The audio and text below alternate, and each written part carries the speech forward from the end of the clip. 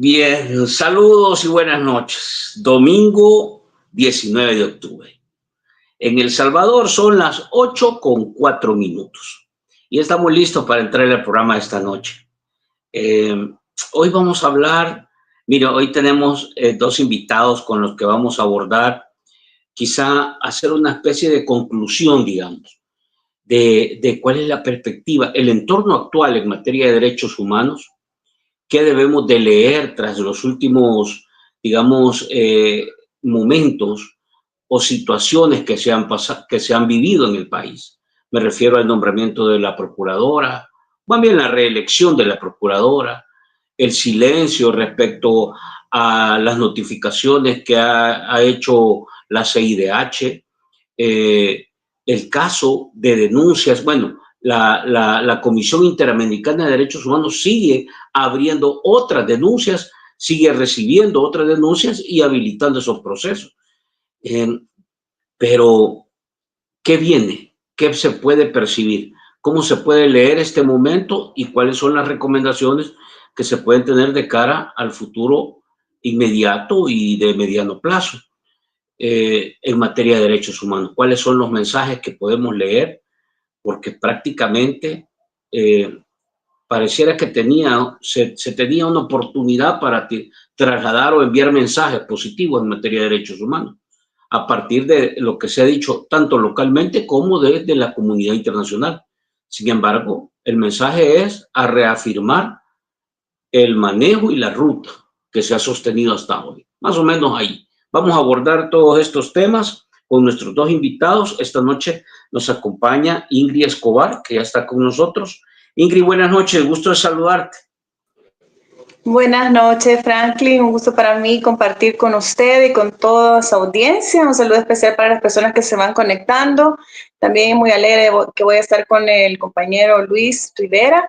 Y bueno, les pedimos que compartan este enlace, ¿verdad? Si ustedes están viendo ahora mismo con sus amigos, en los grupos de WhatsApp o en la red social que nos estén sintonizando. Muchas gracias. Ingrid Escobar, directora del Socorro Jurídico, ya está con nosotros. Y también nos acompaña el abogado Luis Rivera, que ha estado presente y representando a varios de los casos particulares y especiales que de alguna manera han marcado preocupación en este ciclo de derechos humanos que hemos hablado.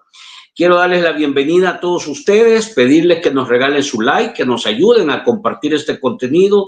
Por favor, comparta con nosotros también su opinión, denos su pregunta, envíenos su comentario. Si usted conoce algo que no lo estamos comentando por acá, mande esa información y nosotros reaccionamos. Les pido que nos preparen sus preguntas para Ingrid Escobar, directora del Socorro Jurídico, y Luis Rivera, abogado y defensor de derechos humanos.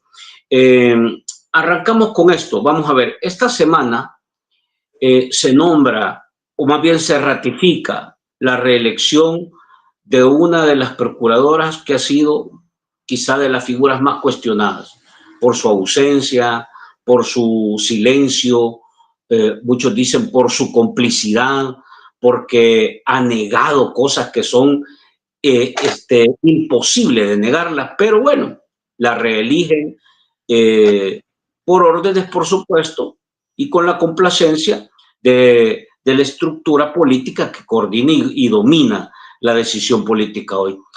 Quisiera su opinión respecto a qué significa que se vuelva a colocar a alguien que ha sido cómplice en este sentido.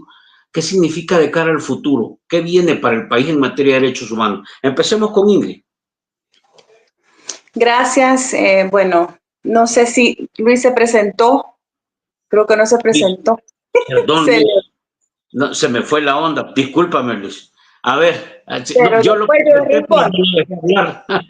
Luis, es que estás apagado. Perdón, sí. Buenas noches, Franklin. Buenas noches, Ingrid.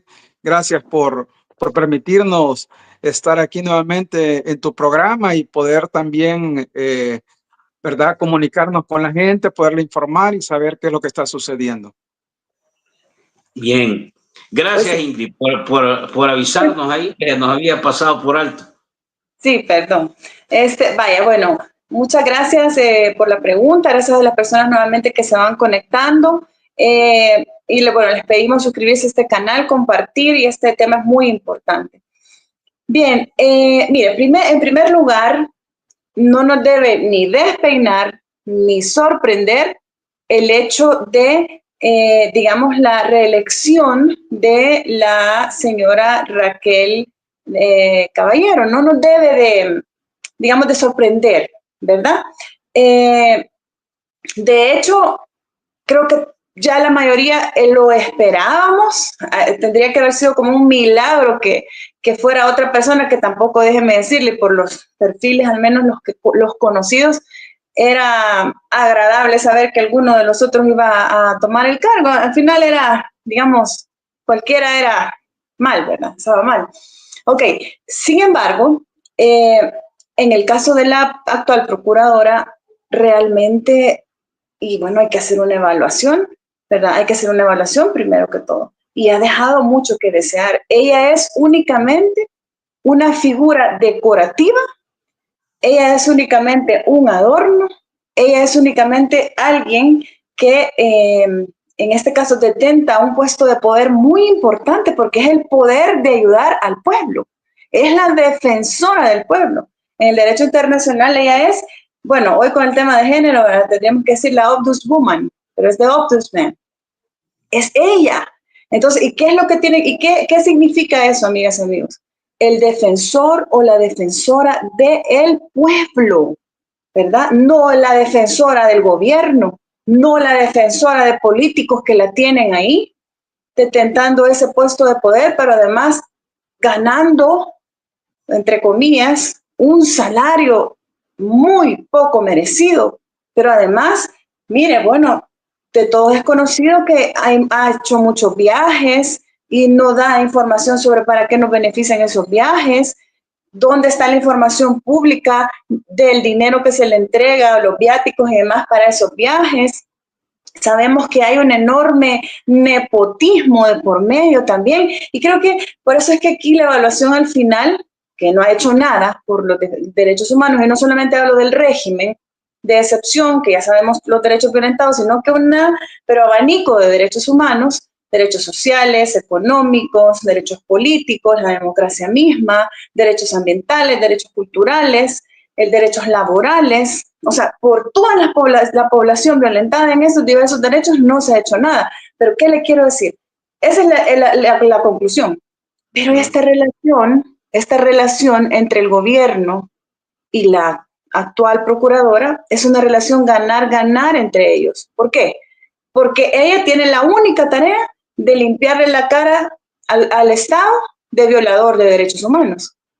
Y recibe mantenerla ella en el poder como ombudsman, pero además al familión, que son nuestros impuestos también. Entonces es una relación ganar-ganar entre ellos. O sea, no nos debe de sorprender ni despeinar. Ahora, lo que debemos hacer es justo lo que dice la ley, tanto nacional, ¿verdad?, como internacional, que es, ok, ella es la representante, la defensora del pueblo, de acuerdo a lo que establece la ley nacional e internacional, pero tal como dice el marco internacional, por ejemplo, la resolución de defensores de derechos humanos, todos podemos ser defensores del pueblo. Dice el artículo 1 de esa resolución que todo ciudadano, fíjese bien, tiene derecho en su carácter individual o colectivo a defender derechos humanos, punto. Ahí no dice que se tiene que tener personería jurídica, que si la LAEX, que si lo hace solo, lo hace acompañado, que si le debe de pedir permiso a un dictador inconstitucional, que si le debe de pedir permiso a unos diputados que son votos de sangre, porque es la verdad, ellos están en esos curules porque amenazaron los pandilleros a las comunidades y les dieron los votos, pero tampoco les tenemos que pedir permisos a ellos, ni tampoco a magistrados de impuestos. Es un derecho humano defender derechos. Y justamente lo que estamos haciendo las organizaciones de sociedad civil, tanto hoy en el territorio o las que estamos afuera, ¿verdad? Ahí me quedo. Aquí lo que queda a partir de esto que ha planteado Ingrid es quién debería de hacer, y aquí se lo comparto a Luis, quién debería hacer esa evaluación de la que habla Ingrid. y debería de ser público. No lo va a hacer el gobierno, no lo va a hacer la asamblea, no lo va a hacer una institución. Deberían entonces las organizaciones o los defensores de derechos humanos ¿quién podría hacer una evaluación para, digamos, con mayor justeza decir, aquí está un gran vacío y esto es la gran deuda que está en materia de derechos humanos? ¿Qué te parece este esquema que ha planteado Ingrid, Luis? ¿Cuál debería de ser el siguiente paso en materia de derechos humanos? Porque de todas maneras, pues sí, este tema va a seguir. Sí, mira, realmente es bien complicado porque el gobierno se ha encargado de ir callando todas las voces que de alguna manera denuncian la violación a derechos humanos y podemos ver con la aprobación de la LAEX en mayo, ¿verdad? Que marcó un abismo gigantesco entre la violación de derechos humanos y también el trabajo que venían haciendo las organizaciones civiles, las organizaciones de derechos humanos y también la sociedad, porque esta ley, específicamente la LAEX, lo que viene a hacer es a silenciar a todo mundo.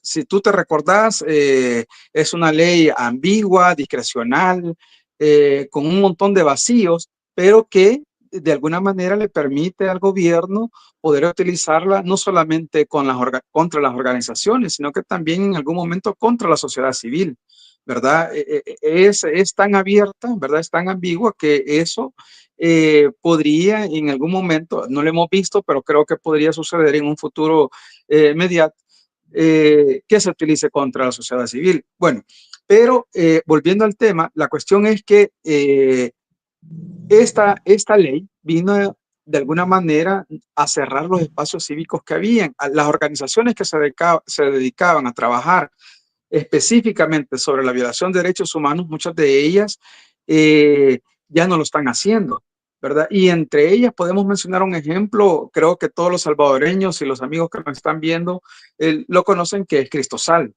¿verdad? Lamentablemente tuvo que cerrar operaciones en el país y era una organización que realizaba una fiscalización, ¿verdad? Muy buena, que creo que es la que nos mantenía al tanto, creo yo, de muchas violaciones que se cometían en los gobiernos de turno, porque no estamos únicamente, ¿verdad?, mencionando a estos gobiernos, sino que también en otras administraciones. Pero, ¿qué nos queda después de la aprobación de la LAEX? Bueno, a la población, ¿verdad? Yo sé que es bien difícil organizarse, bien difícil bajo esta coyuntura poder pronunciarse y hacer una denuncia, pero es lo que nos queda. Es decir, tenemos dos opciones. Una es quedarnos callados y la otra es denunciar. Y estamos comprometidos en que si se están violentando derechos, si hay cada vez menos espacios para poder hacerlo a través de organizaciones, pues nos toca alzar la voz, ¿verdad? Desde los espacios en que nos encontremos. Entonces la población se tiene que convertir en un elemento fiscalizador. Cuando vemos esto, si podemos hacer un recorrido de los últimos 3 años, digamos, en materia de derechos humanos, ¿qué tenemos? Exiliados, silenciados, presos, perseguidos. Hay casos de gente que ha fallecido. Bueno, Ingrid nos va a actualizar el dato. Creo que vamos por 440 y algo por ahí de casos registrados, por lo menos los que se han verificado. Tenemos el tema laboral, sindicatos desmontados, sindicalistas presos, despidos arbitrarios. Tenemos un entorno que poco a poco va dejando con las manos atadas al ciudadano, sin posibilidad de defenderse. Entonces, más allá, digamos, de los nombramientos, porque estos son mensajes, ¿qué viene en materia de derechos humanos? O sea, tomando en cuenta, pues, que para todos es evidente que se ha ido consolidando una etapa de autoritarismo cada vez mucho más visible, ¿verdad? No, ya es superficial, podemos ver esas señales, el control absoluto de las instituciones, las falencias que muestran, por ejemplo, Policía Nacional Civil, Fuerza Armada, etcétera. Entonces, ¿qué viene, Ingrid? ¿Cuáles son, digamos, cómo dibujas tú qué viene en materia de derechos humanos después de lo que ha dejado estos 3 años?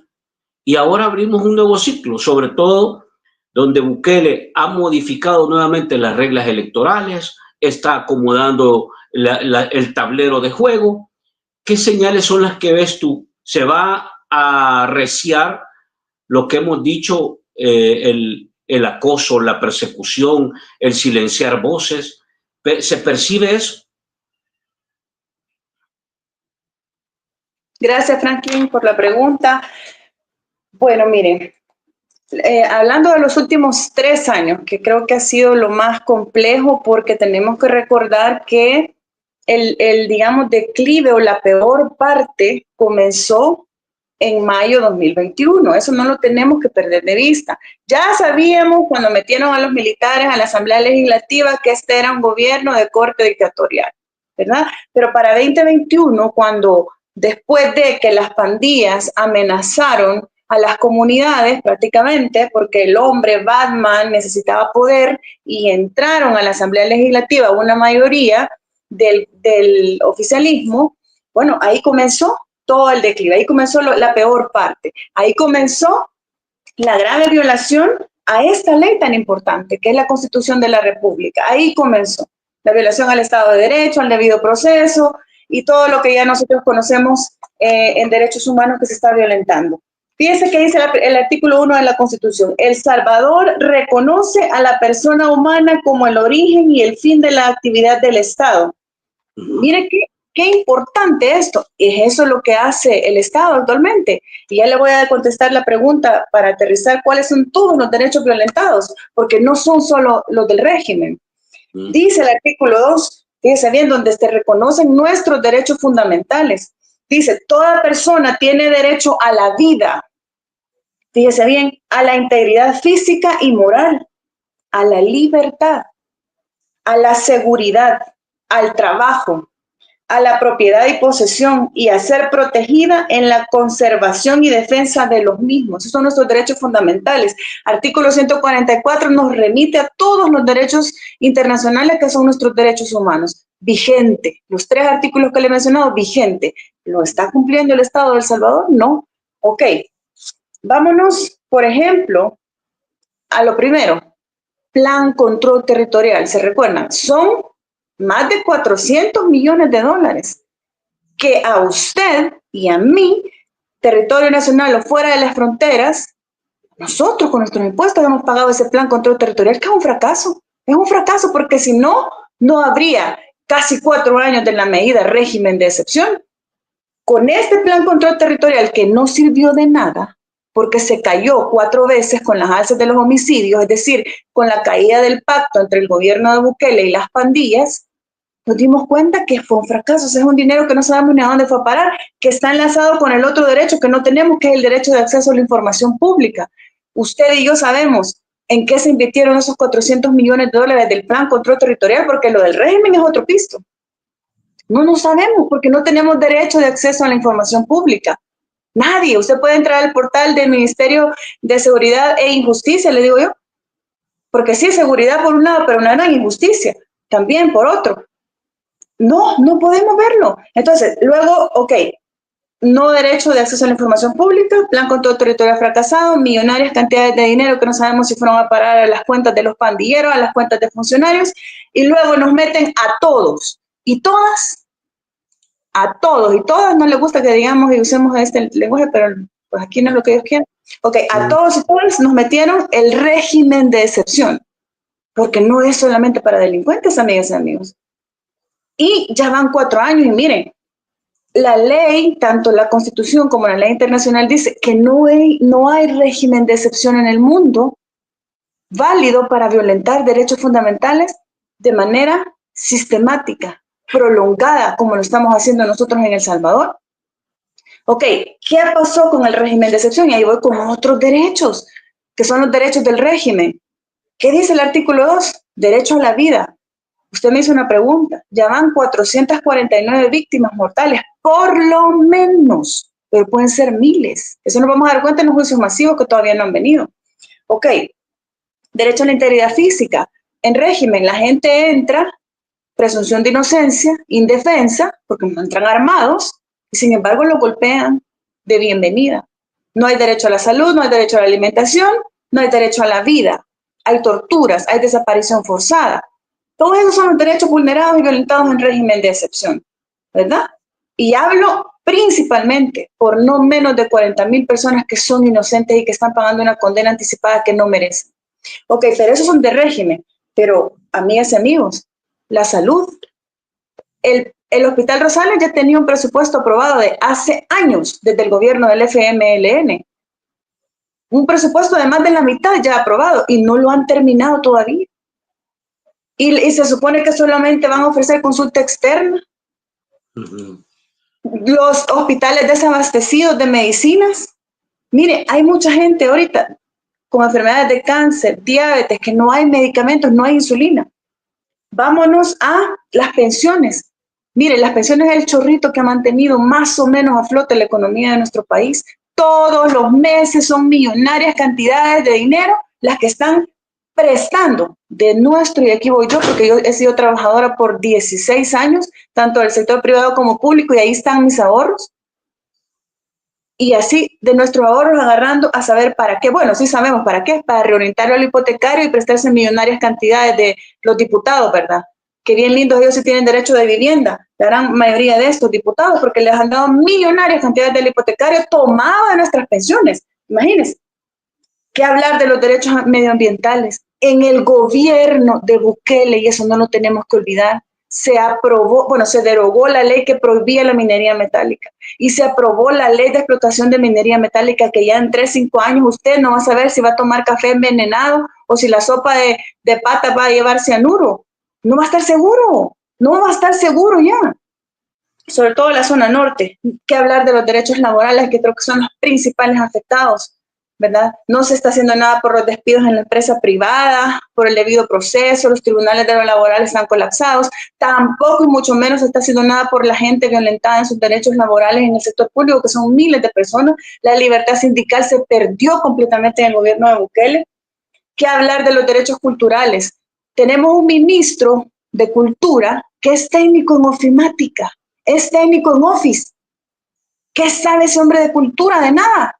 Por eso es que ha permitido que voten todos los edificios del centro histórico.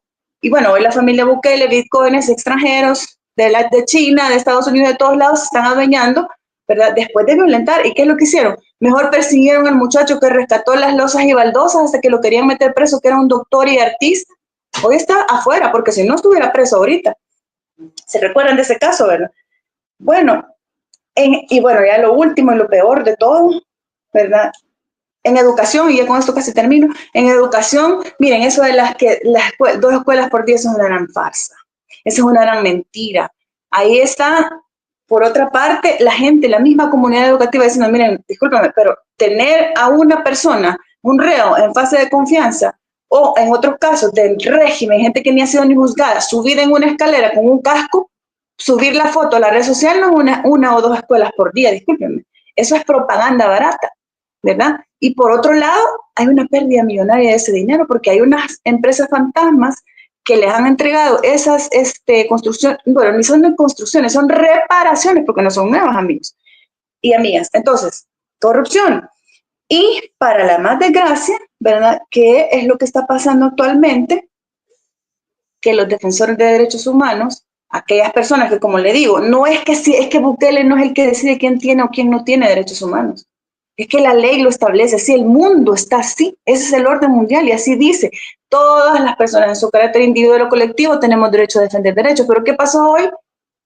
Desde el último año a la fecha, pero especialmente en mayo, la captura de defensores que denunciaban justamente estas arbitrariedades. Entonces, ¿estamos o no estamos en dictadura? ¿Acaso tenemos que dudarlo? Por supuesto que estamos en una dictadura, por supuesto, y esto es normal que pase en una dictadura, lamentablemente. ¿verdad? Y lo que tenemos que hacer, lo único que nos queda es denunciarlo, porque también yo le voy a decir algo. Esta no es la primera dictadura, ¿verdad? La más reciente que yo les podría mencionar y que tiene, pero es que casi que el mismo corte es la dictadura de Pinochet. Y muchos de la corte de esa dictadura fueron juzgados años después, justamente por la valentía del pueblo, ¿verdad? De denunciar y de dejar todo documentado para que un día haya justicia, en este caso la esperanza en nuestro país. Con esto que si está así la situación, ¿cómo se enfrenta? Porque es evidente, a menos que ustedes tengan una lectura distinta, tanto Luis como Ingrid, pero es evidente que el enfoque autoritario va apartando el marco democrático, apartando las reglas del juego, va apartando la ley, va desplazando a la Constitución, las reglas del juego, los derechos. Entonces, esto, Luis, va a incrementarse. O sea, podríamos decir así. Esto lo que viene es una situación que va a poner en mayor riesgo los derechos humanos de los salvadoreños. Ahora muchos dicen, la gente tiene miedo, pero ahora muchos dicen, si yo me escondo, si yo no hablo, si yo no salgo, no me pasa nada. ¿Quién quita? ¿Quién quita? Luis, ahí te dejo. Mira, es que yo creo que lo que hay que entender es que desde ya ratos atrás ya no existe un Estado de Derecho en el país. Es decir, ves cómo en las resoluciones judiciales la mayoría de jueces que conocen estos casos sonados, como el de Alejandro, Alejandro y José Ángel, el de Enrique Anaya, el de Ruth, ¿verdad? El de Fidel, y bueno, hay otros más, están todos los de la Alianza. eh, Son resoluciones con criterios políticos y no con criterios jurídicos. Entonces te das cuenta de que los salvadoreños hemos dejado de tener derechos. O sea, por lo menos eso es lo que se siente, pues, ¿verdad? Ese es el problema. Entonces, ¿qué es lo que debemos hacer? Ingrid ya fue bien explícita, ¿verdad? En decirnos, miren, no tenemos hospitales, no tenemos escuelas, no tenemos medicina. No tenemos libertad de expresión, no tenemos libertad ambulatoria. O sea, salimos de nuestras casas y no sabemos si el policía que está en el semáforo, porque hay muchos que están ahí y no ayudando, sino que más bien de adorno, ¿verdad? Pero no sabemos si te va a detener y ese que te detiene simple y sencillamente va a ser el que te va a permitir llegar al centro penitenciario. Es decir, no sabemos si vamos a regresar a nuestras viviendas. Entonces, es bien complicado porque en esta coyuntura, tú lo has dicho, pues, o sea, la mayoría de la población, empezando por muchas organizaciones, a partir de la aprobación de la LAEX, la mayoría de la población tiene miedo a pronunciarse, o sea, tiene miedo a decir abiertamente que le están violentando el derecho al agua, que le están privando de un ingreso, ¿verdad? Porque lo han despedido ilegal y arbitrariamente. O sea, es decir, hay tantas violaciones a diario que lo vamos normalizando. Es decir, sí, pues sí, también despidieron a otros amigos, sí, es que también despidieron a no sé quiénes, ¿verdad? No, es que antes nos caía agua, pero pues sí, mira, hay otras colonias que nunca recibieron, ¿no? O sea, hace tiempo que ya no reciben, es decir, vamos normalizando esta coyuntura que antes les afectaba a pocos y hoy nos está afectando a muchos, ¿verdad? Es bien complicado.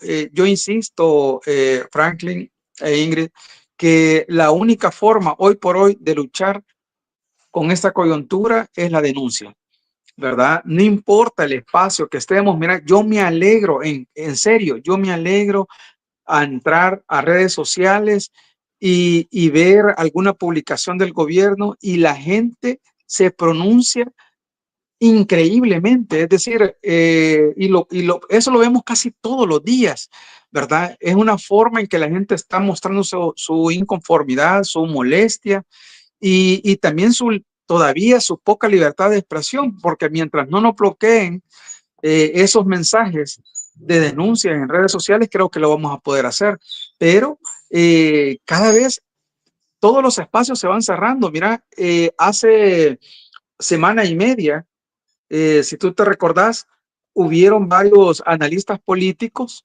que dijeron que ya no iban a dar entrevistas justamente porque los habían amenazado. O sea, obviamente ellos no dicen, pues, ¿verdad?, que fueron amenazados. Creo que muy pocos son valientes y dicen, sí, miren, es esto, ¿verdad?, lo que me han mandado.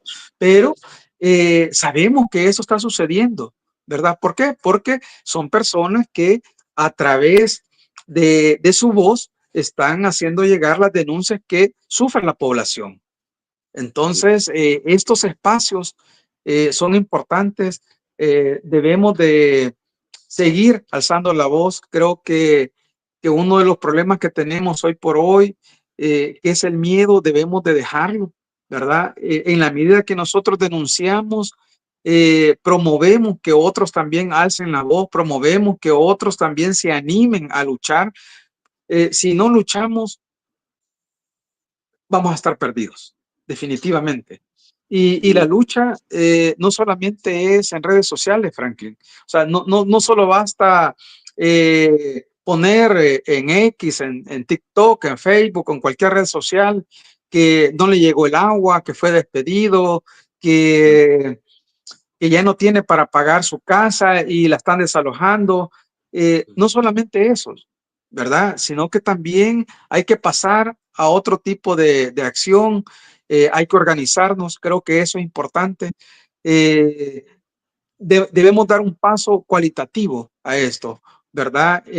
Yo quisiera hacer un paréntesis, lo quería hacer al final, pero creo que voy a aprovechar en este momento. Mañana lunes se va a dar una conferencia de prensa a las 3:30 de la tarde en el Colegio Médico para un instrumento nuevo de lucha que es la Coordinadora Nacional para la Defensa de la Salud. Creo que justamente de esto es lo que estamos hablando, que se van cerrando espacios, pero todavía hay gente que cree que puede haber un mejor futuro para los salvadoreños, se está organizando y está abriéndose a pulso de lucha estos espacios, ¿verdad? Entonces van a ser un nuevo instrumento que es, como te digo, la Coordinadora Nacional para la Salud. Entonces, si nosotros nos unimos, creo que podría haber una esperanza para el salvadoreño a mediano plazo.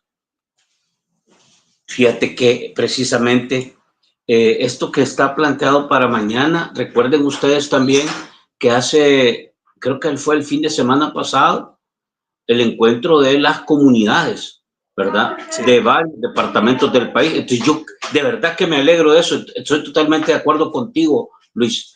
Me alegra que la gente busque.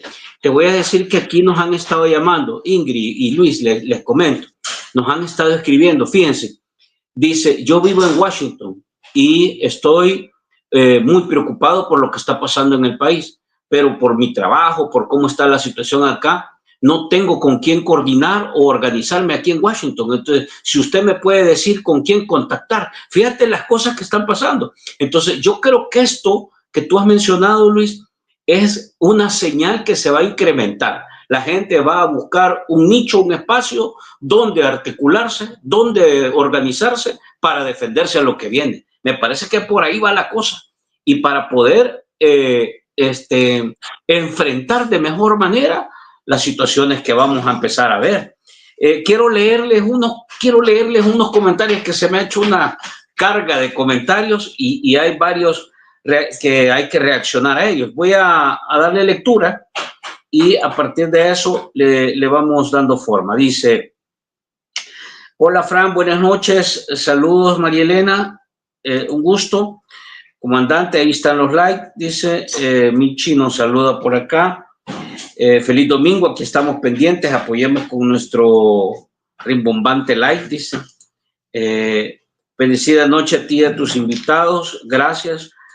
Dice, una investigación en Washington Post revela la promesa hecha por el secretario de Estado Marco Rubio al gobierno salvadoreño para deportar a cabecillas de la MS para facilitar un acuerdo que permitió el uso del SECOT por Estados Unidos. Este es un tema delicado porque esta es una de las coberturas que tiene el actual régimen, Estados Unidos. Ahí se los voy dejando. Dice, buenas noches, Fran. Saludos y en especial para su invitada de lujo, como lo es la licenciada Ingrid Escobar. Gracias, Jorge. Bendecida noche, saludos. Saludos desde Indianápolis. Gracias, Ricardo. Cuando habla Ingrid con los senadores, ¿cuándo hablará Ingrid con los senadores de Estados Unidos? Ahí te voy dejando, Ingrid. Dice, saludos a la licenciada Ingrid Escobar. Ya se va a poner celoso Luis porque solo a Ingrid le están cayendo todos los saludos. Pero está no bien. Ya va a caer alguno ahí. ¿Por qué dice, por qué solo audio? También queremos ver a la licenciada Ingrid Escobar. Sí, no, aquí estamos. Dice, reelección de la procuradora y recortes de plazas para derechos humanos limita la defensa de los derechos, opina el representante del movimiento de trabajadores despedidos. La estrategia de Bukele es rodearse de funcionarios estilo para rayos, para que el rechazo y el reclamo del pueblo vayan dirigidos hacia esos incompetentes y echarle la culpa de todo. Y él, bien, gracias, dice. Buenas noches y gracias a tus invitados. Saludos, Fran, saludos, Ingrid Escobar, saludos a don Luis Rivera, bendiciones. La CIP alerta que el gobierno de El Salvador silencia a la prensa con amenazas y presión. Hace poco hubo un congreso, allí estuvo la CIP con... hay un balance que se ha hecho, probablemente lo podamos ver el día de mañana. Suscríbase y compartan, dice Mayrita Montiel. Gracias, Mayrita. Buenas noches, Fran, licenciado Luis Rivera y la licenciada Ingrid Escobar. Muy buenas noches. Buenas noches, Fran. Saludos a tus invitados. Saludos, Ingrid. Saludos a la licenciada Ingrid Escobar. Vamos a ver. Bienvenida, Elvita, y aquí se están saludando. Voy a avanzar un poquito porque si no, no nos abunda. Dice, en lugar de perder el tiempo despedazando a los ineptos que rodean y brindan a la figura de Bukele, tirémosle directo al dictador mejor, porque él es quien tolera y permite toda esa corrupción e ineptitud. Vamos a ver. Uy, aquí me adelanté mucho, espérenme un segundo. Dice, Ingrid tiene razón, el plan control territorial fue el esquema de fraude que Batman usó inicialmente para embolsarse millones de dólares de las arcas del Estado. Tiene lógica el comentario, ahí no hay para dónde, dice, bueno, no le copio ahí de que estaba hablando. A ver.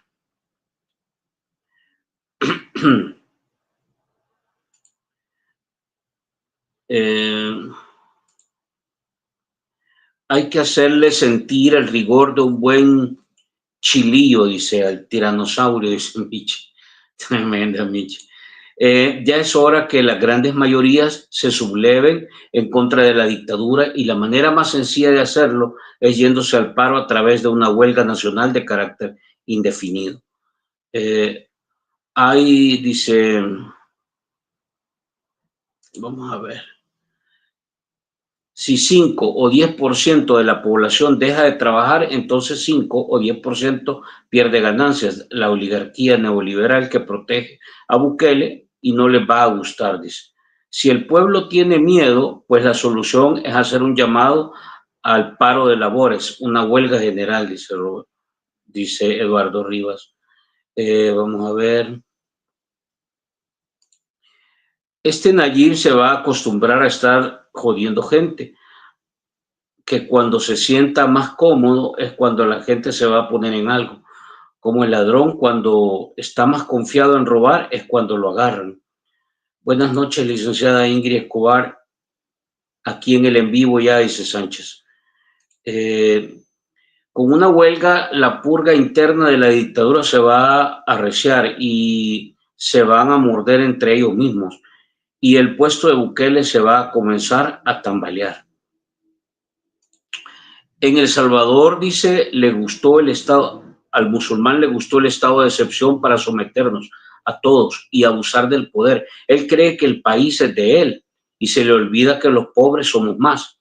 Y aquí vivimos y aquí resistimos. Dice, las luchas están dispersas. No ha surgido todavía una fuerza capaz de unirnos. Vamos a ver.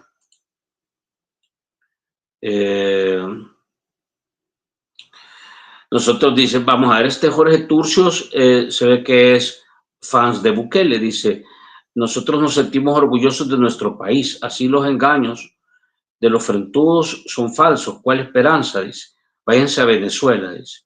¿Qué está pasando con esta generación en 1977 a los 80?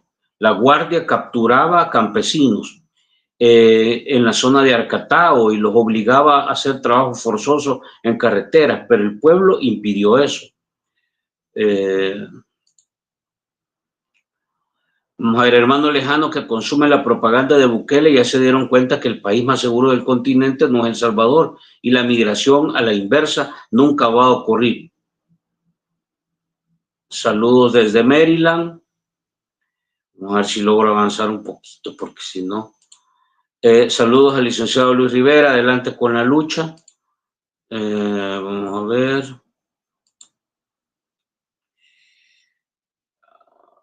A ver si leo un par más.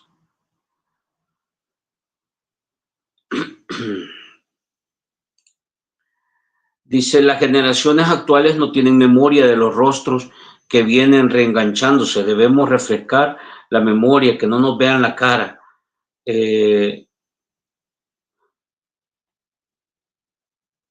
Bueno, me voy a quedar por aquí, una huelga de brazos caídos para que se vayan los corruptos de Nuevas Ideas. Me voy a quedar por aquí porque hay un montón más, pero no vamos a alcanzar a leer todos. Ingrid, te dejo para que puedas reaccionar.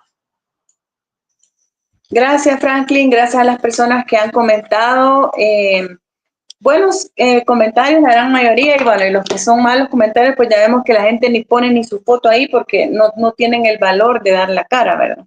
Ok, mire, quiero comenzar con la reflexión suya, la última, y de Luis, que es esa esperanza que no debemos de perder, porque el territorio es de todas y de todos, no es de la familia Bukele, no es de esa minoría, porque son minoría, son 51, 52 diputados de Nuevas Ideas, es una minoría de privilegiados, no es de ellos el territorio nacional, no es de los bitcoiners que se están adueñando del centro histórico, no es de los extranjeros que están haciendo gentrificación en el centro histórico, no es tampoco de los magistrados impuestos, de los jueces impuestos, no, es de todas y de todos. Y por lo tanto, como son procesos naturales de los pueblos, estas expresiones, como la que va mañana, que gracias Luis por decirnos esto, porque hay que compartirlo, publicarlo, esto es bien importante, de la coordinadora por ese derecho tan importante a la salud, pues estas expresiones van saliendo y eso es importante y por lo tanto la esperanza no debemos de perderla. Por el contrario, tenemos que tratar de luchar y organizarnos, como decían, ¿verdad? Bueno, tantos comentarios, pero trataré de la mayoría. Hay una investigación, ¿verdad?, periodística del Washington Post, que de hecho yo la leí ayer, en donde justamente estaban diciendo, ¿verdad?, de que a través de, bueno, por esta negociación coyuntural, fíjense bien, que yo creo que a este momento Estados Unidos, y obviamente ya están libres los venezolanos, ya está libre el compatriota Kilmar Ábrego, ya están libres, es porque en su momento aceptaron que fue un grave error coyuntural, ¿verdad? Ellos no han cometido delitos en el territorio nacional y por lo tanto están libres. Entonces, pero en esa negociación y en esa coyuntura, ¿verdad? Apenas iniciando el gobierno republicano en Estados Unidos, le toman la palabra al dictador salvadoreño respecto del CECOT, ¿verdad? Pero como todo es una negociación, ¿qué fue lo que pidió Bukele? Que se detenga la investigación Vulcano. ¿Se recuerdan esa investigación, verdad? Que comenzó justamente con los fiscales de Donald Trump de su primer mandato, antes del demócrata, ¿verdad? y que declaró terroristas a, en este caso, la MS-13, que son los que Bukele ha pedido. ¿Por qué? Porque es con ellos justamente que se dio el pacto, que no dicen esta boca es mía para negarlo, ¿verdad? Así tajantemente, porque saben que hubo una negociación con las pandillas que se les cayó, principalmente con esa estructura criminal.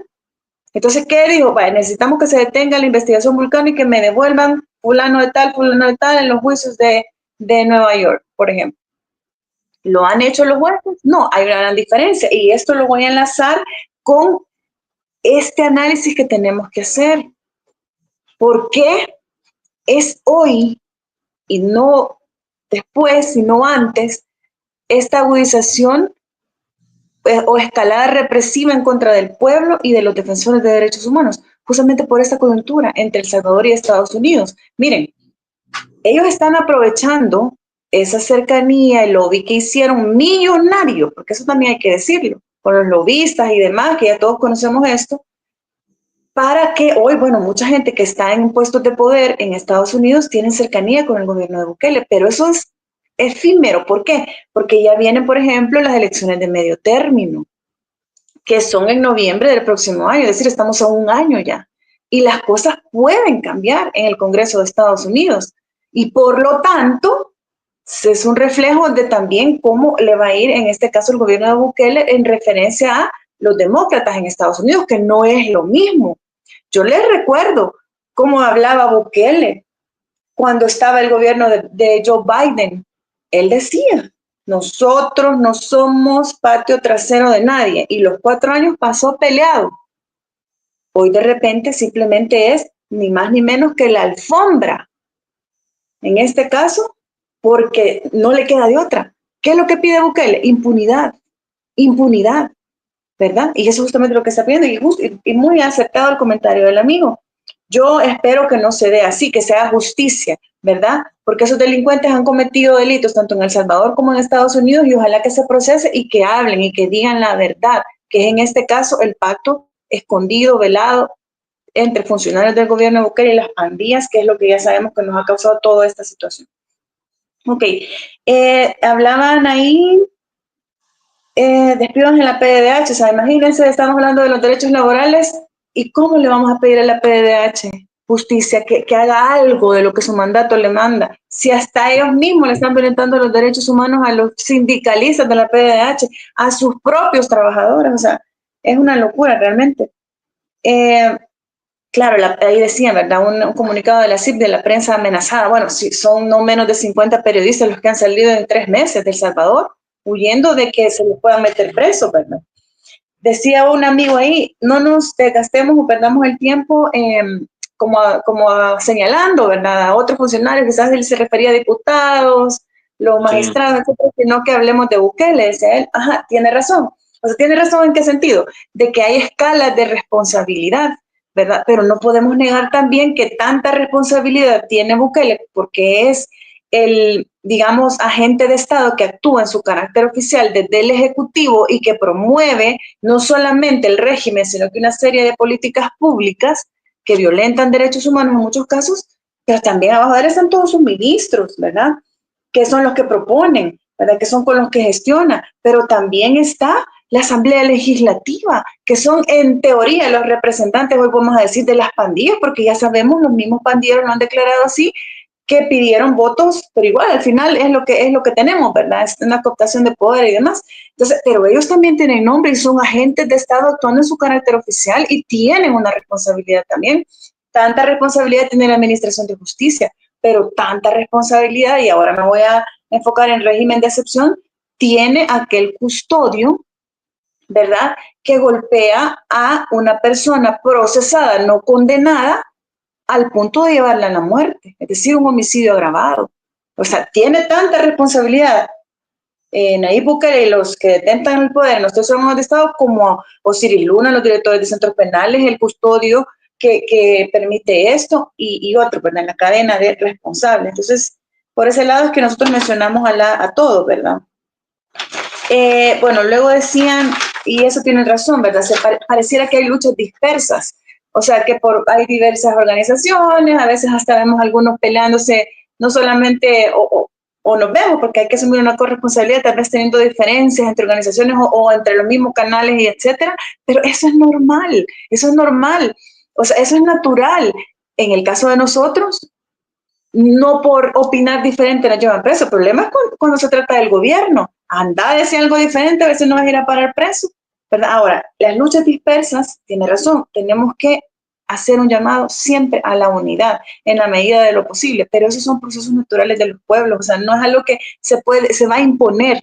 La gente le va a llegar por donde menos se imagina la dictadura, ¿verdad? Que por el agua envenenada, que porque no le dieron la insulina, que porque no tiene tratamiento para el cáncer, que porque no le dan lo que dijeron a los niños en los centros educativos, que porque los diputados se siguen prestando dinero solo para ellos y ellos sí tienen derecho de vivienda y usted no, etcétera, ¿verdad? Por muchas otras razones. Dice, bueno, a don Jorge ahí, Jorge Turcio, ¿verdad? Que dudo que se llame así porque no pone ni foto ahí en su YouTube. Mire, ya nos está mandando a Venezuela, si Venezuela está en El Salvador.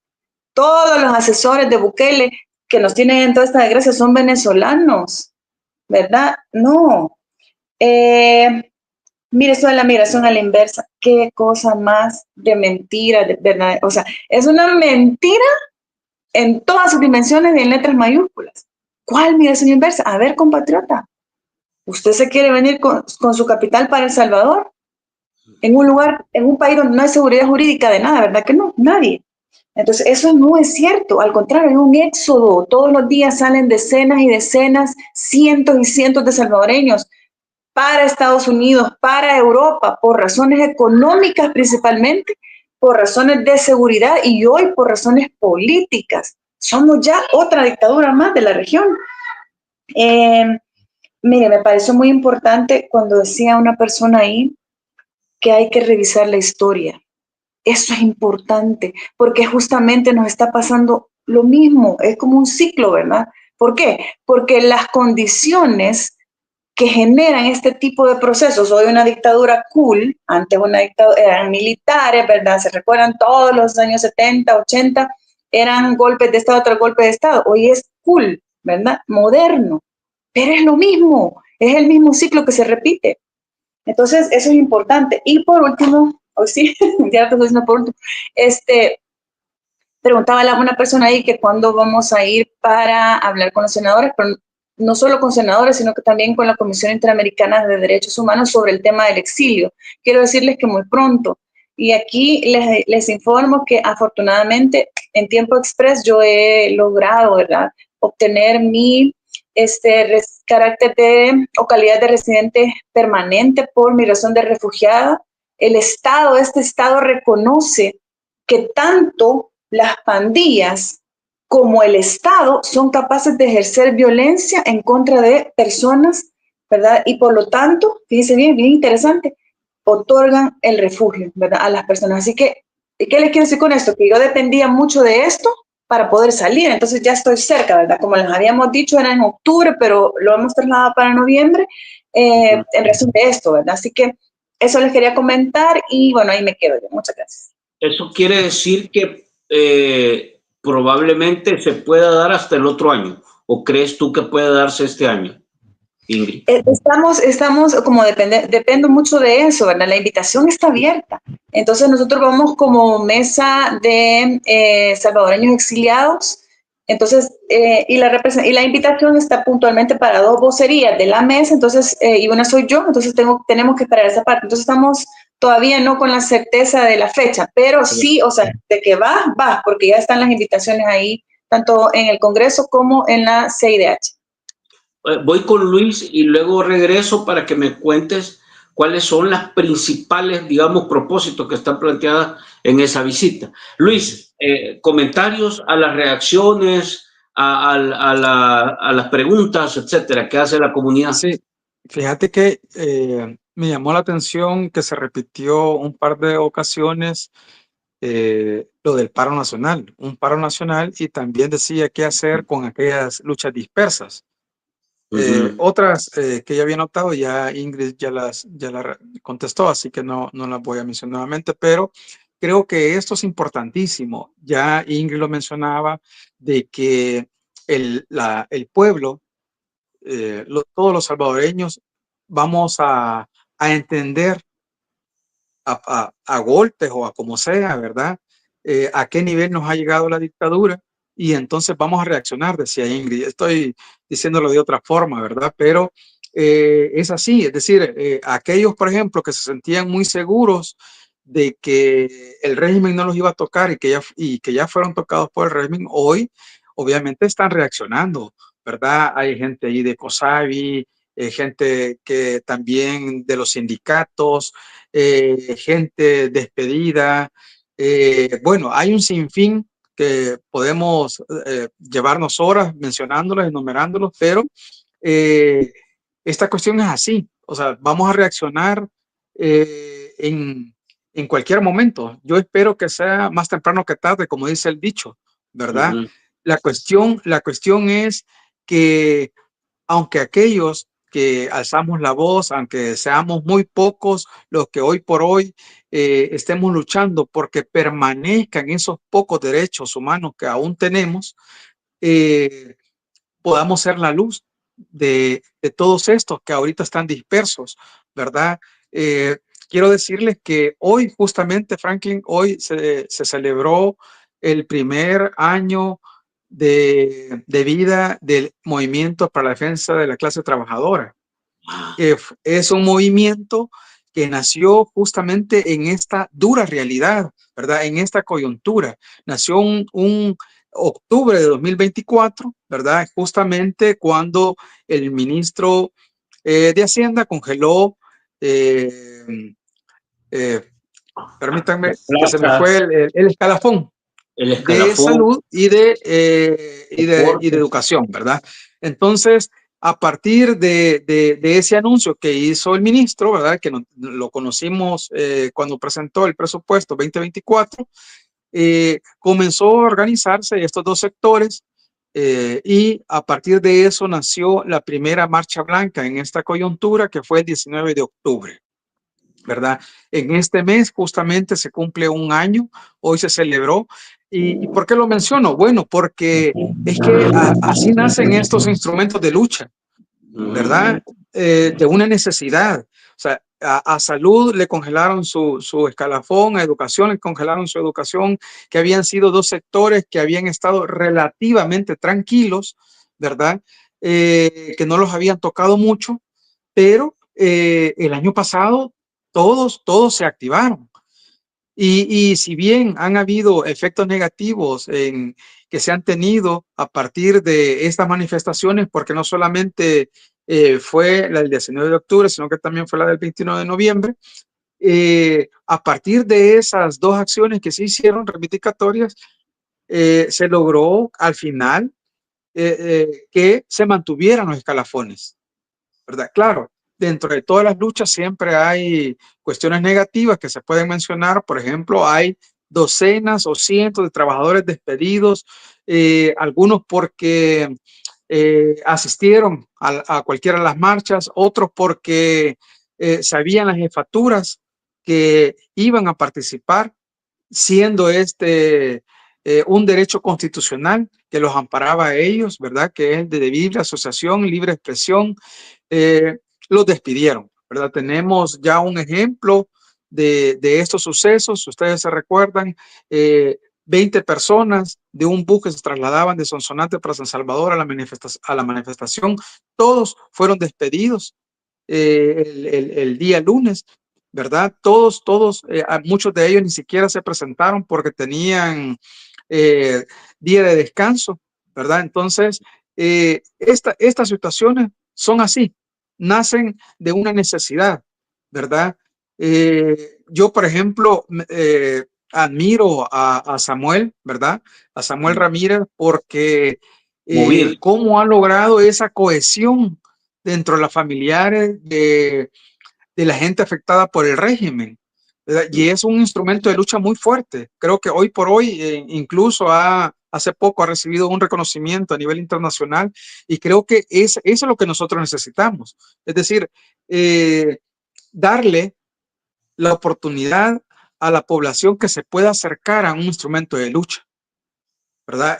Tenemos el que acabo de mencionar, que es Movir. Ahí está el bloque de resistencia, está el movimiento por la defensa de la clase trabajadora.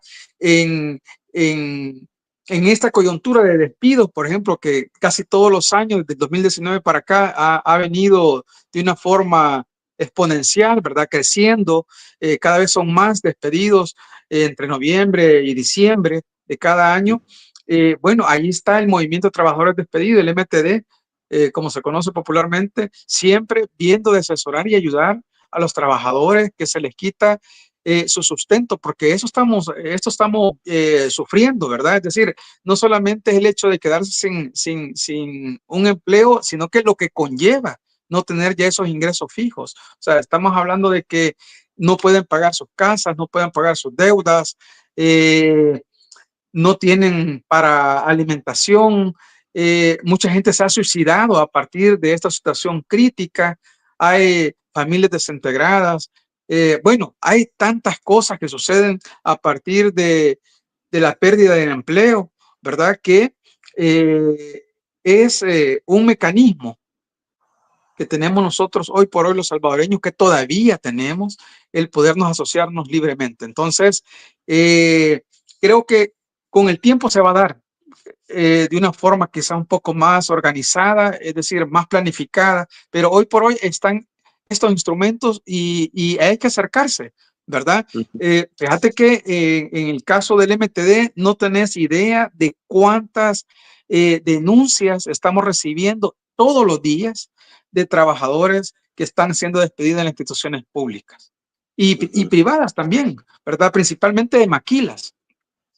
En el caso de unos amigos que estaban mencionando lo del paro nacional, bueno, yo creo que hay que estar mejor organizados, la verdad. O sea, hay que ser sinceros. Creo que todavía no hemos llegado a un nivel de madurez para poder cohesionarnos, ¿verdad?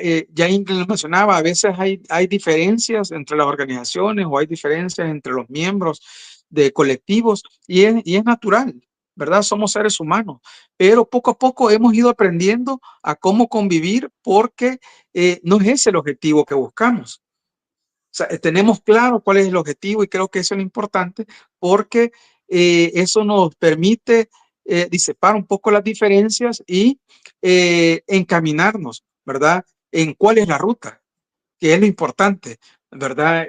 Creo que hemos entendido desde hace un rato para acá cuál es la meta que nosotros debemos de conseguir, cuál es el objetivo y hay ya varios ejemplos. Mira cómo la lucha constante permitió que hubiera una sentencia absolutoria a favor de 5 compañeros ambientalistas, ¿verdad? Es una lucha que no solamente se llevó en los tribunales, sino que también en redes sociales y en las calles. Es decir, creo que eso fue importante. Marca, creo yo, el trabajo que se debe de realizar en todas las organizaciones y en todos los temas, ¿verdad? Porque creo que eso también nos ha permitido que veamos que existe un solo objetivo, un solo tema, ¿verdad? Salir de esta oscuridad en la que estamos hoy por hoy los salvadoreños y ver esa luz que necesitamos. Creo que es importante que nos organicemos, nos mantengamos organizados y va a llegar el momento en poder realizar una manifestación, una marcha como la que se hizo en el 2021. Si ustedes se recuerdan, creo que no hemos podido, hemos estado cerca, pero no hemos podido igualar esa majestuosa marcha que se realizó en el 2021, pero creo que con un trabajo orgánico lo vamos a poder lograr. Creo que fue una marcha que la gente salió a rechazar el Bitcoin. Creo que esa fue, ¿verdad? No sí, justamente fue para un 15 de septiembre. 15 de septiembre. Así es. Yo lo que veo es que la gente está buscando cómo organizarse, comunidades, médicos. Ahora se dice que estuvimos hablando con la Federación de Trabajadores Municipales, con Guadalupe, Sí. Y ella nos dice que ellos tienen claro que hay una amenaza clara de despidos a los trabajadores municipales en las alcaldías, sobre todo a los que tienen que ver con el CAM, los que tienen que ver con recolección de desechos, desechos sólidos. Es correcto. Entonces, justamente porque ya está aprobado, hay un acuerdo en el Consejo Municipal de San Salvador, centro bueno, de hecho no hemos podido conseguir los comprobantes, pero nos han manifestado que ya incluso hay un anticipo para que preste el servicio en el Gran San Salvador. Entonces, eso significaría una ola de despidos bastante considerable, no solamente de la unidad de desechos sólidos, sino que también de otras unidades. Yo quiero preguntarles, para cerrar después con lo que nos quedamos del encuentro que tendrías, Ingrid, pero antes, ahora que estamos con preguntas, aquí hubo varias que me las salté, pero algunas decía, por ejemplo, qué responsabilidad tienen los diputados, ¿verdad?, en toda esta operación. Ahora quiero agregarles que los hemos visto ya en el territorio haciendo campaña, regalando juguetes, regalando televisores, o sea, ya en esto andan, ¿verdad? Lo otro que quiero preguntarles, ¿cómo queda? Aquí está la pregunta, por cierto, dice, ¿cuántos años costó lo de Santa Marta? ¿Y qué pasa con la licenciada Ruth y el doctor Anaya? No resistirán tanto, dice. Ustedes pueden orientarnos porque en materia de las resoluciones de la CIDH, ha dado, en el caso del doctor Enrique Anaya y Ruth, también allá dio una resolución, se notificó al país. ¿Qué señales o qué hay al respecto de esto? ¿Qué pudiéramos orientarle a la gente? Y luego hay otras resoluciones que se han recibido, algo sobre la destitución de jueces. Entonces, esto pareciera que la vitrina autoritaria del gobierno de Bukele está cada vez más evidente. Entonces, quiero dejarle eso. Ruth, quiero dejarle lo de Ruth, lo del doctor Anaya, este tipo de cuestiones. Ingrid, por favor. Gracias, Franklin. Gracias a las personas nuevamente que han comentado. Vaya, no sé, bueno, voy a comenzar quizás por lo de qué responsabilidad tienen los diputados. O sea, son agentes de Estado actuando en su carácter oficial, ¿verdad? Entonces hay leyes, ¿verdad?, nacionales, está la Constitución, las leyes primarias, pero internacionales que dicen que si los funcionarios, en este caso, por ejemplo, desobedecen mandato judicial, no respetan el debido proceso, se saltan, bueno, en el caso de la Asamblea es el desmantelamiento de la Corte Suprema de Justicia, desde ahí, o sea, desde el 2021, entonces las responsabilidades es de primer nivel, ¿verdad? Son agentes de Estado. Ahora, decía la otra persona, bueno, ¿cuánto fue el proceso de Santa Marta? No sé si se refería para tener la ley que prohibía la minería metálica. Fueron 10 años.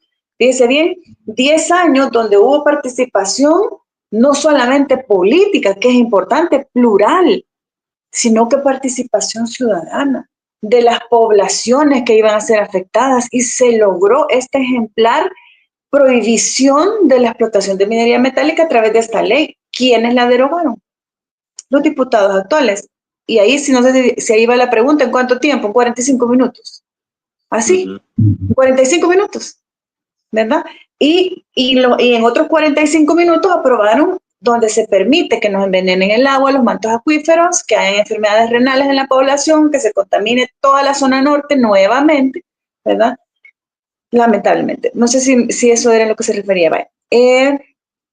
CIDH, mire, yo entiendo, y si no aquí Luis que nos corrija, porque bueno, él está en el territorio, que ya pasaron los 15 días, ¿verdad?, que dio como término la Comisión Interamericana de Derechos Humanos. Yo, pensando que el Estado está actuando de buena fe, espero, ¿verdad?, que estén revisando todo lo que la CIDH está pidiendo, ¿verdad?, y que eso signifique que haya el peritaje médico de ambos, ¿verdad?, que le permitan a los abogados poder preparar la defensa junto con, en este caso, tanto el abogado Enrique Anaya como con Ruth de Leonora López, que permitan ver a sus familiares, mantener esa comunicación, que se respete el proceso, por ejemplo, de la habeas corpus, que dice que Ruth no tiene nada que estar haciendo en Izalco, sino que ella tiene que estar en otro lugar. Y lo más importante, yo esperaría que el Estado actúe de buena fe y que ya esté pensando también a partir de todos esos nuevos elementos, ¿verdad? De la salud, de la urgencia, del peligro que corren, ¿verdad? De muerte prácticamente, que cambien la medida. En este caso, bueno, arresto domiciliario. Yo creo que la defensa eso es lo que ha pedido ahorita, ¿verdad? Entonces, yo esperaría que el Estado actuando de buena fe esté en ese proceso. Ahora, viendo la realidad, que prácticamente Bukele en los últimos días acaba de decir que a él los sistemas de protección de derechos humanos, tanto regional de la OEA, sistema interamericano, como el de Naciones Unidas, le valen, que todos están equivocados menos él. Entonces tengo mi duda, ¿verdad? Habría que esperar un día más, y si no, pues ya, en este caso, los equipos, porque son organizaciones internacionales los que han llevado a cabo esta solicitud de medidas cautelares, ya sabrán cómo proceder, ¿verdad? Para que haya una respuesta del Estado o en todo caso escalar, ¿verdad? Y hacer el debido proceso internacional. Mire, esta otra, bien importantísimo, ¿cómo se llama? Admisión de la demanda contra el Estado de El Salvador. Fíjese bien, significaría, ok, ahorita ¿qué es lo que ha pasado? Han admitido la demanda, el Estado se puso a llorar, le dijo, no, lo que hicimos en 2021, estudiando a la sala, está el debido proceso y no nos importaba que los miembros de la Sala de lo Constitucional tenían que estar hasta 2027, ¿verdad? Y entonces nos valió, hicimos lo que quisimos. No, pues por más que pusieron lo que pusieron, dijo la Corte Interamericana de Derechos Humanos, organismo político OEA, donde somos parte, y hemos asumido competencia y jurisdicción desde 1995, que lo siento mucho, dijo. Fíjate que no vamos a querer, se admite la demanda y vamos a ver el fondo de la misma, ¿verdad? ¿Eso qué significa? Que si esto procede y dependiendo y se escala, podría ser la condena número 13 para el Estado de El Salvador. Ahora sí, ya no es tanto en desaparición forzada, que es como el delito recurrente internacional del Estado, sino que ya es, en este caso, de derechos políticos, ¿verdad? Civiles, ciudadanos, de democracia, ¿verdad? Pero bueno, habría que ver, ¿verdad? No sé si Luis, tal vez, porque yo ahí me quedé en lo que anoté. Muchas gracias. Ya le agrego a Luis. Mira, Luis, aquí dice, la marcha del 2021 tuvo éxito porque aún no existía el régimen de excepción. Con toda seguridad, si quitaran el régimen, las marchas fueran más masivas. Fíjate las reflexiones que hace la gente, Luis. Y aquí te quiero poner otro que viene por acá. Mira, dice, vamos a ver, aquí lo vi. Vaya, ¿qué pasa con los otros casos? Porque aquí está también Eugenio Chica, Fidel Zavala, Neto Mason, ahí sabemos que está el pastor, el abogado de la cooperativa El Bosque. Entonces, hay una lista de casos que francamente están, podría decirse, desaparecidos. Y aquí nos decían, no recuerdo quién escribió, pero habían casos que nos decían, tengo meses, años de no ver y no saber nada de mi hija que fue detenida por el régimen de excepción. Entonces, ¿qué pasa con todos esos casos que también se han ido, están ahí pendientes, Luis? Sí, sí, mira, de muchos de esos casos, como la mayoría que han sido de personas que han sido detenidas en esta coyuntura bajo el régimen, se desconoce, ¿verdad? Uno de los problemas grandes de violación a derechos humanos que tiene el gobierno es que una vez una persona ingresa al sistema penitenciario, queda incomunicado hasta que ellos lo permiten. O sea, incluso hay testimonios de colegas abogados penalistas que han presentado cuanto escrito ha sido necesario en los tribunales para exigir la presencia, ya sea de forma virtual o presencial, de sus defendidos a las audiencias, porque no se sabe si realmente están vivos o no.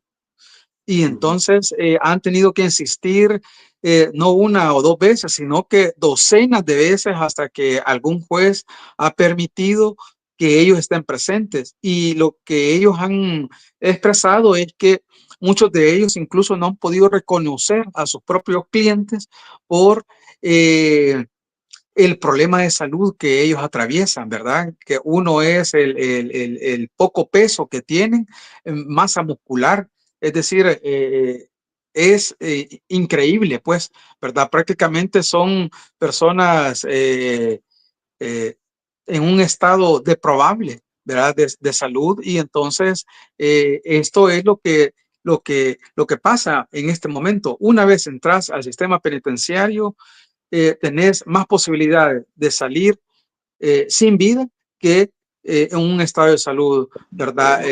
Por lo menos lo más mínimo posible. Pero bien, mira, uno de los que decía, uno de los amigos que mencionaba que el 21 es cierto, fue la más grande por no haber estado el régimen del Saben. Bueno, pues sí es cierto, pero lo que estamos hablando es que todo esto sucede justamente porque hay una necesidad. O sea, todos los años, por lo general, se conmemora el 1 de mayo y el 15 de septiembre. Pero si en años anteriores no había habido un régimen de excepción, ¿por qué no existieron unas marchas tan grandes como esa? ¿Por qué ese año marcó una diferencia? Es la pregunta. Y hay una pregunta que no se la hago al televidente, sino que la hago en general para que él entienda, ¿verdad? Como ejemplo. Bueno, marcó porque justamente se vinieron dando varios acontecimientos que dijo el pueblo, no, hasta aquí. Vamos a salir a las calles a manifestarnos porque no estamos de acuerdo con estos temas. Y uno de esos fue justamente el Bitcoin, ¿verdad?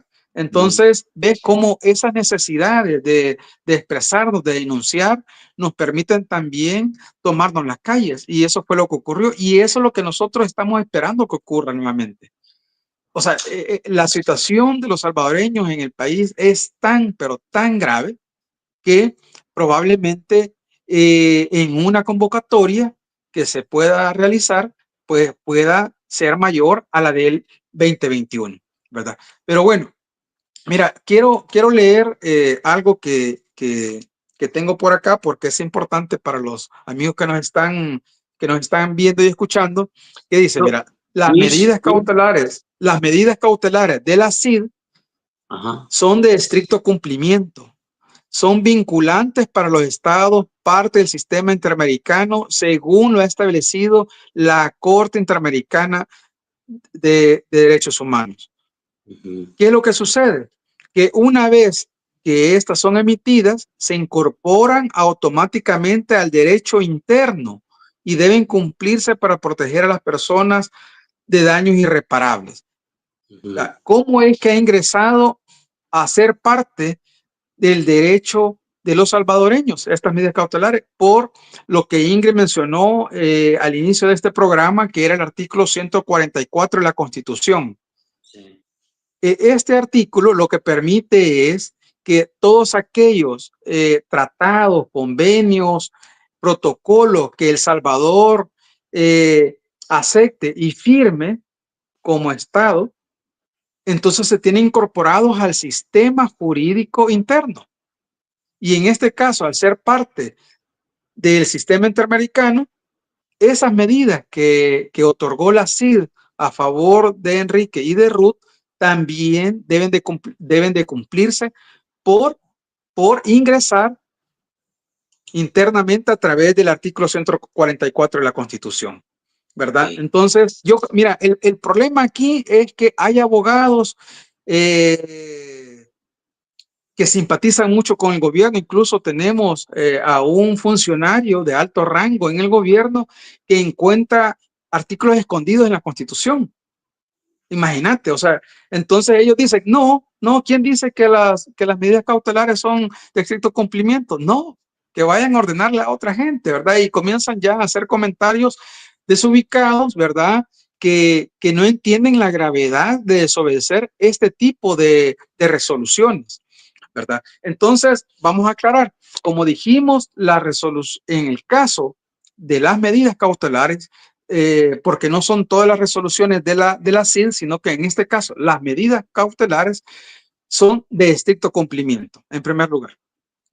En segundo lugar, Franklin y Ingrid, también ya pasaron más de 20 días hábiles a partir que fueron notificadas las medidas cautelares al país, al gobierno, ¿verdad? Si ustedes se recuerdan, en la parte resolutiva de ambas medidas cautelares, ¿verdad?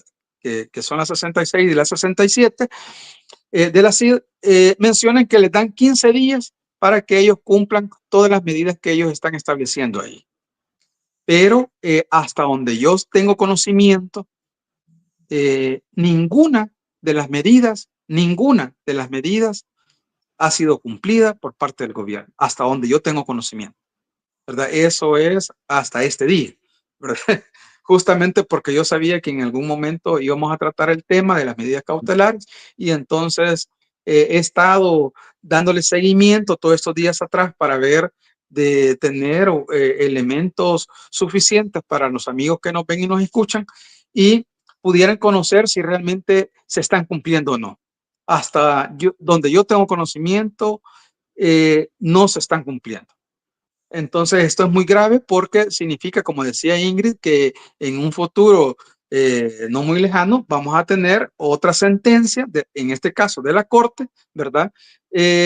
Condenando al Estado por incumplimiento, por violación, perdón, a los derechos humanos. En este caso, en el de Ruth y en el de Enrique, ¿verdad? Y eso se suma a otros casos, que ya mencionamos. No se tiene conocimiento de su situación de salud ni nada. Siguen incomunicados 100%, ¿verdad? Sí, es correcto. Bien, para cerrar, Ingrid, aquí te dejan una pregunta adicional. Hay un montón de preguntas ahí, pero ya no alcanzamos. Dice, licenciada Ingrid, ¿qué seguimiento tiene los casos del régimen de excepción presentados a Naciones Unidas? Y quiero ligar esto a lo que tú estás planteando, Ingrid, de que en los próximos días, esperemos, si fuese este año o el próximo, podrías tener un contacto con congresistas para poder abordar estos temas. Amplíanos un poco sobre esto de Naciones Unidas y en perspectiva el propósito, digamos, de estos encuentros que podría tener más adelante. Como no, muchas gracias, Franklin, y nuevamente para las personas que están comentando en el chat, está bien activo, acabo de entrar un ratito y saludé y logré también leer algunas preguntas, entre ellas esta que hace don Santos.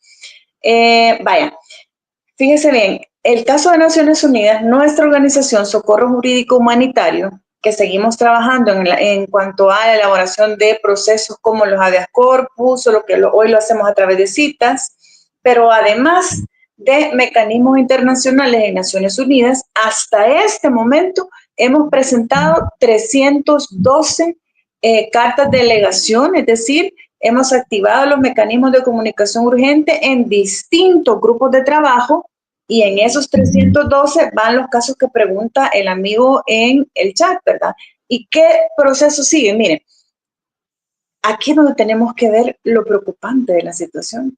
Porque cuando nosotros fuimos a Ginebra y dejamos los primeros 235 casos, porque los dejamos en físico, no únicamente vía la red de ellos, ¿verdad? Del Consejo de Derechos Humanos, ellos nos dijeron, miren, hasta este momento, el Estado de El Salvador, sea como sea, siempre ha contestado, incluido el gobierno de Bukele. Sin embargo, fíjese bien, hasta ese momento, y le hablo, esto fue en enero de 2025 que estuvimos en Ginebra dejando los primeros 235 casos. Ok, pero ¿qué es lo que ha dicho la relatora que lleva el caso, por ejemplo, de UNIDEC? ¿Qué dijo? Que no le han contestado, que el Estado simplemente el silencio. La respuesta ha sido el silencio. Entonces, ¿qué nos quiere decir esto? Cuando nosotros vamos a revisar nuestros casos que tienen una referencia, vemos exactamente el mismo patrón. El Estado de El Salvador ha dejado de contestar. Entonces, no obstante, nosotros estamos dándole seguimiento, porque somos nosotros los que hemos activado estos mecanismos en grupo de trabajo, como por ejemplo detención arbitraria, tortura, desaparición forzada, muerte extrajudicial, mujeres, niñas, niños y otros. Entonces, ¿pero qué es lo que vemos? Que no hay respuesta del Estado.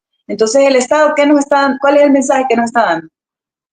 Y aquí es donde yo le voy a hacer, y hago una relación con otro comentario que yo acabo de leer ahí en el chat, y es que aquí no quedan, o van a condenar al Estado, o el Estado va a decir, nos salimos de los sistemas de protección, que yo creo que por ahí van a ir, copiando las dictaduras de la región.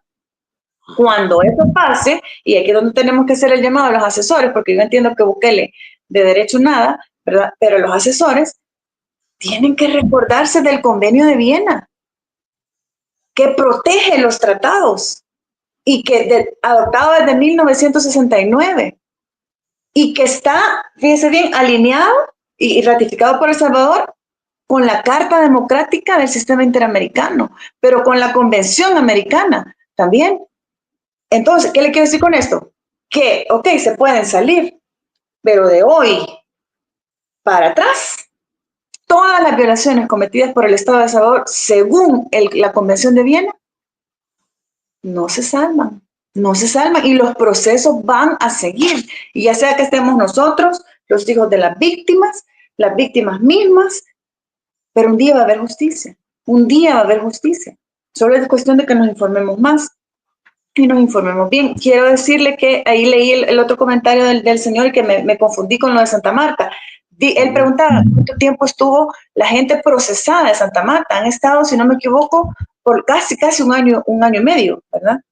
Entonces, y él decía, ¿será que va a aguantar Ruth? ¿Será que va a aguantar Enrique Anaya? Y recuérdense que ellos solo estuvieron en la cárcel unos meses, luego estuvieron en domiciliar, que eso es lo que está pidiendo la defensa, porque no se soporta estar adentro. Es terrible, ¿verdad? Entonces, muy buena, os quería aclarar eso. José Pérez, saludos hasta Cojute, también lo leí eso. Ay, disculpen que estaba viendo en el chat, ¿verdad? Bueno, ahí me quedo, eso sería tal vez de mi parte. Muchas gracias. Bueno, Franklin, yo quiero agradecerle. Franklin, solo si me permitís.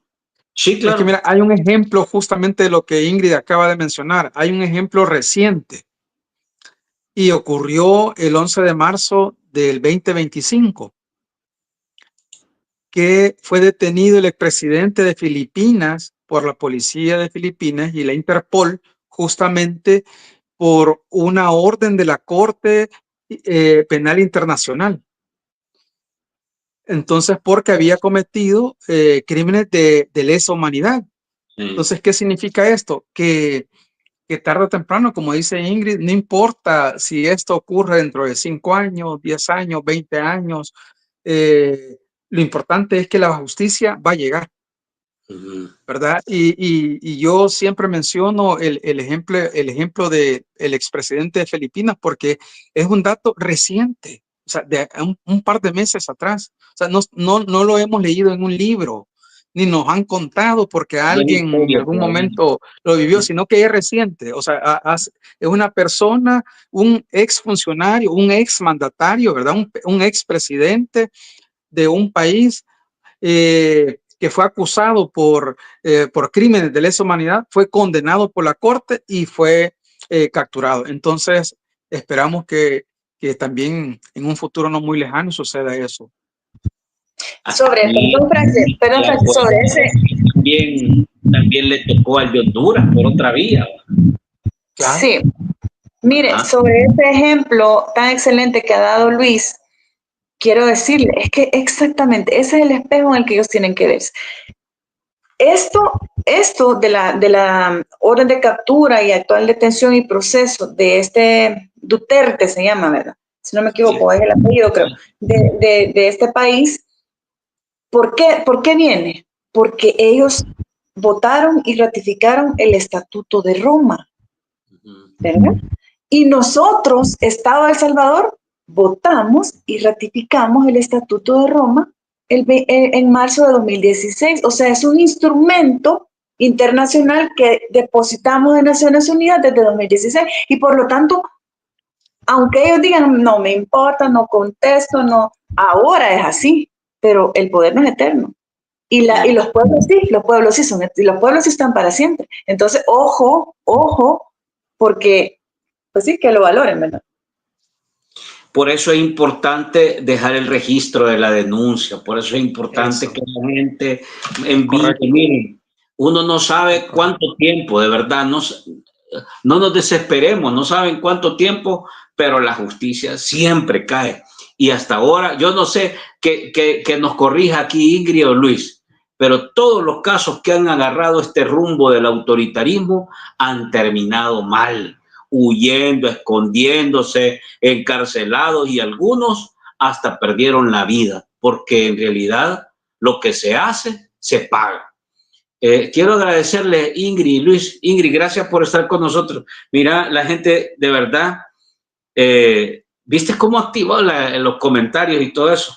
Creo que tenés que hacer más espacio para venir de vez en cuando. Gracias, Ingrid. No, gracias a usted, Franklin, gracias Luis también por haber compartido este espacio, pero un especial agradecimiento a todas las personas que han estado viendo este programa. Si podemos, apoyemos el canal de Franklin de las maneras que podamos, por ejemplo, dándole like, suscribiéndonos, compartiendo, el super chat, ¿verdad? Y todo lo que es posible. Bueno, en Facebook creo que hay mucha gente que está siguiendo también las estrellas y bueno, todo lo que podamos, ¿verdad? Y bueno, estoy a la orden. Hoy no le quedé mal porque hoy mismo me dijo y le dije, démosle. Así que no me regañe. No, pero yo creo que a la gente le gusta que venga usted a compartirnos aquí. Entonces, si a la gente, digamos, está pendiente y todo el cariño que muestra, yo creo que ahí está la cosa. Luis, gracias. Y te pido, Luis, que nos mantengas al tanto de los casos de Ruth, del doctor Anaya. Yo sé que, híjole, yo no me imagino cómo ha de estar. Recuerdo todo lo que hicimos de cara al cumpleaños de Ruth. Ojalá y Ruth algo le haya llegado, porque siempre hay algo, por alguna, llega un pajarito ahí, cuenta algo, ojalá, porque yo creo que todo el cariño que la gente le tiene, le da fuerza, le da energía para aguantar. Supimos que el doctor Anaya había bajado, ¿qué? 25 libras, nos dijo el abogado a la última vez. 22 libras. 22 libras en 2 meses. O sea, una cosa... En menos de 2 meses. Me imagino que... Y como tú decías, Ingrid, la verdad es que en esas cárceles no hay nada, o sea, no se respeta nada ahí, ni la salud, o sea que es una cosa bien tremenda. Así que manténnos al tanto, Luis, por favor. Sí, bueno, voy a intentar actualizarme en la medida de lo posible. Sabes que es bien difícil, ¿verdad? Es bien difícil.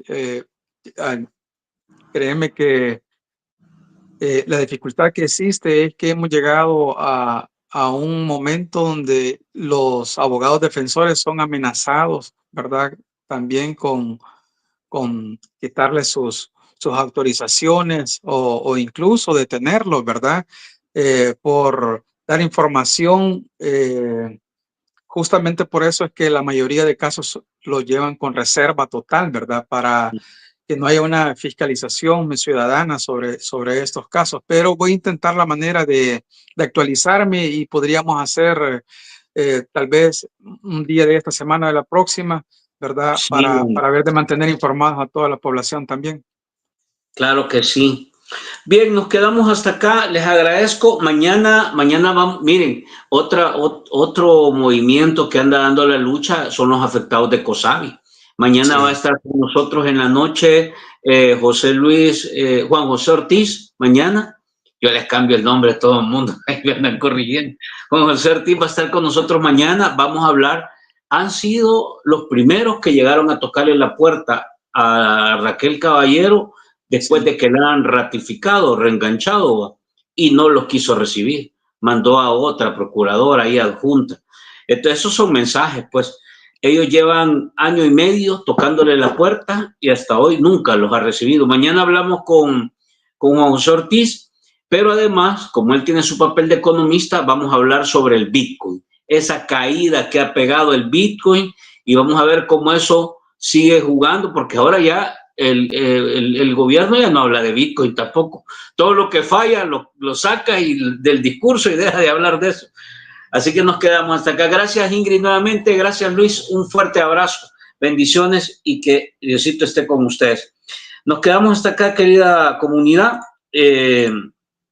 Mañana los espero en las virales. Los espero en el transcurso en la noche. En el barcito vamos a platicar con Juan José Ortiz. para poder conversar sobre dos temas. ¿Qué platicaron con la gente de Derechos Humanos, de la Procuraduría? ¿Qué les dijo? Yo vi las declaraciones y lo vi algo así como, pues sí, ni modo, va. No hay mucho que decir. Ahí les pidieron, téngannos esperanza, tengan paciencia, ¿va? Y vamos a hablar lo otro, Bitcoin. ¿Qué pasó con el Bitcoin? La caída del Bitcoin, ¿qué implica eso? ¿Cómo nos afecta? ¿Cómo le afecta a este gobierno? ¿Por qué el gobierno ya no habla de Bitcoin? Ojo, mañana hablamos de todo eso, así que buenas noches, los espero. Gracias por estar con nosotros. Gracias por todos sus likes, por sus comentarios, por apoyarnos y por ser parte de esta comunidad que sigue dando la lucha. Buenas noches.